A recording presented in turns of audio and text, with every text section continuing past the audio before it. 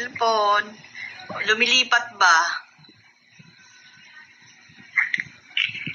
Hello? Inaanto ka na? Matulog ka na?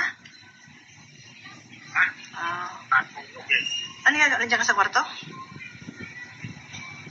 Ha? Yung may na po. Lakas ang boses. Nagingi. Tumawag si kuya. Kinukumusta ka? Ulitin mo daw yung sinabi mo kanina na yung binibidyohan ka para may record. May record kami, i-record namin.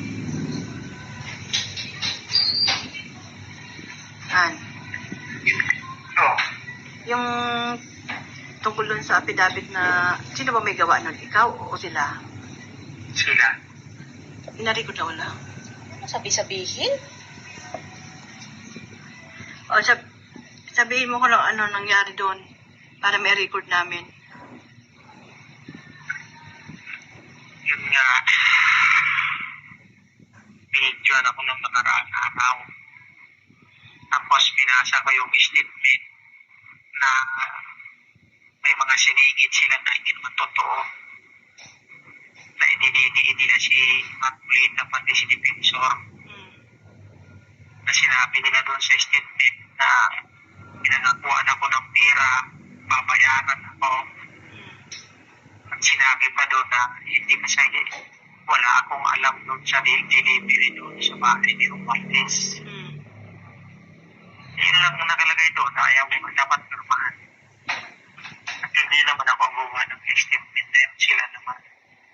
Yun lang ang pinirmahan mo. Yun Yun lang yung nasingit doon sa ano ko. Saan ba yan? Sa pinakahuli? Hindi nasa ano yun. Parang Gitna? 9 sa 12 yung kita ko doon. Tapos may upang 24 ang number. Ba't ang haba naman? Sila gumawa eh. Pero yung affidavit mo nung una, andun pa yon. Wala yun. Ibang Bago. version yun. Bago na yung Ay, ginawa. may ginawang panibagong affidavit para basahin mo. No, pinangako naman sa'yo nung una, nung pinirmahan mo, hindi na ilalabas yun. Sabi nila hindi lalabas. Bakit ka pa nila pinabasa? Anong sense nun? Hindi ko alam kung ano. Idadalhin daw sa korte para mawala na yung kaso ko. Yun yung sabi eh. Nung ayaw mong basahin, anong ginagawa nila sa'yo? Pinipilit akong basahin ko eh. Kaya wala akong magawa.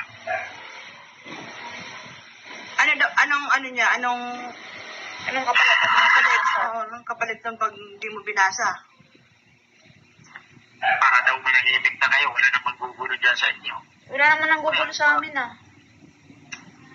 Han, Kaya nga. sa totoo lang, Han, wala nang gugulo sa amin. Sila lang ang gugulo sa amin. Sila ang gumagawa ng paraan para manggulo. Sila nananakot sa amin eh. Kaya sabi ko sa'yo pag nakaraan. Gusto ko nang gulong-gulo na yung utak ko eh. Hindi na ako makatulog-tulog. Mag-ano ka muna, bago ka matulog, minom ka muna ng marigang na tubig. Para ma-relax yung muscle mo. Anak.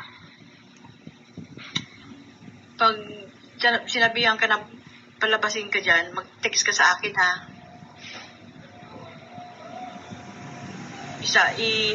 Ano mo agad sa akin, i-text mo agad sa akin.